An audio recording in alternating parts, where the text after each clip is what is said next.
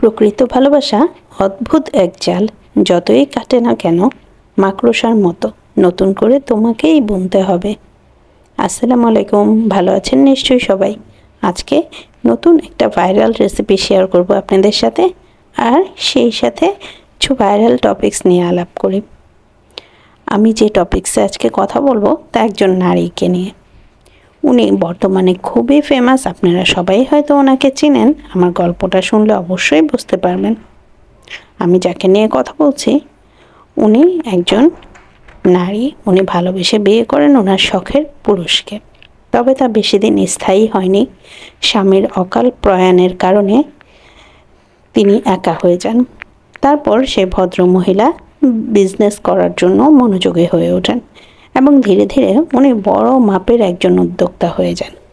শুধু উদ্যোক্তাই নন, সময়ের সাথে সাথে উনি সামাজিক পরিধিও বৃদ্ধি করেন এবং সম্প্রতি উনি বাংলাদেশের রাজনৈতিক উত্থান পতনের কারণে বেশ আলোচনায়ও চলে আসেন। বেশ কিছু রাজনৈতিক ব্যক্তির সাথে ওনার নাম জড়িয়ে যায়। শুধু তাই নয়, পরবর্তীতে যা জানতে পারা যায় যে উনি ওনার বান্ধবীর স্বামীর সাথেই পরকীয়ায় জড়িয়ে পড়েন। অবশ্যই আপনারা বুঝতে পারছেন আমি কাকে নিয়ে কথা বলছি। আমরা এখানে নামটা নাই মেনশন করি। আর এখন আমি বহুল আলোচিত আরেকটি ঘটনা নিয়ে কথা বলবো। সেই ঘটনাটিও একজন নারীকে কেন্দ্র করে, এবং এই দুইজন নারীর মধ্যে অদ্ভুত রকমের একটা মিল রয়েছে। কি মিল রয়েছে সেটা আপনারা কমেন্টে জানাবেন। তো আমার গল্পের দ্বিতীয় নারী, উনিও একজন উদ্যোক্তা পরিবারের। উনিও ভালোবেসেই বিয়ে করেন একজন উদ্যোক্তাকে, এবং উনি বেশ বড় মাপের উদ্যোক্তাকেই বিয়ে করেন।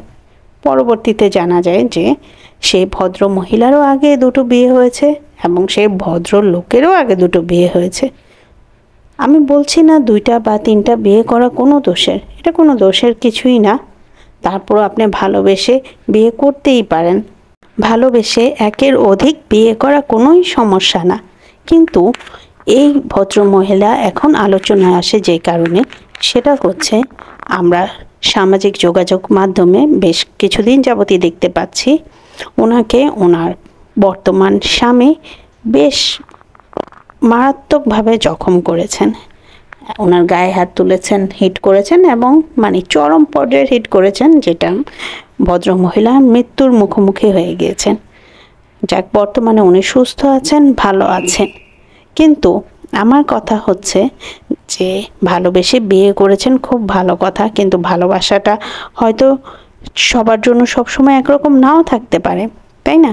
তাই বলে আপনি আরেকজনকে মৃত্যুর মুখে নিয়ে যাবেন বা তাকে এমন কিছু করে দিবেন যেটা তার আজীবন বয়ে বেড়াতে হবে, এটা তো ঠিক না। এটা আমি পক্ষপাতী না, বা আমি এটাকে কোনোভাবেই সাপোর্ট করি না। আমি আশা করব যে হয়তো আপনারাও এটাকে সাপোর্ট করবেন না। আমার ভালো নাই লাগতে পারে, ভালোবাসা ফুরিয়ে যেতে পারে, তাই বলে আমরা একজনকে আরেকজন এমনভাবে আঘাত করব না যেটা আমার আজীবন সাথে নিয়ে চলতে হবে। আমরা দুজনের রাস্তা আলাদা করে নিতে পারি। ভালোবাসা জিনিসটা খুবই সুন্দর যদি তা সুন্দরভাবে হ্যান্ডেল করা যায়। যদি আমার কথাগুলো আপনাদের ভালো লাগে অবশ্যই আমাকে একটা কমেন্ট করে জানাবেন, ভালো না লাগলেও একটা কমেন্ট করে জানাবেন। আপনাদের সাথে গল্প করতে করতে আমার এখানে রান্নাটাও কমপ্লিট হয়ে গেল।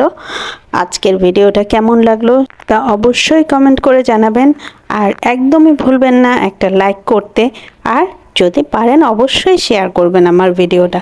আপনাদের একটা লাইক, একটা কমেন্ট আমার পরবর্তী ভিডিও বানানোর জন্য অনুপ্রেরণা দেয়। আর আপনাদের সাথে আমার গল্প করতে করতে বেশ ভালোই লাগে, কারণ আমি আপনাদের প্রত্যেকটি কমেন্ট পড়ি এবং প্রত্যেকটি কমেন্টের উত্তর দেওয়ার চেষ্টা করি। আজকে এই পর্যন্ত, সবাই ভালো থাকবেন। আল্লাহ হাফেজ।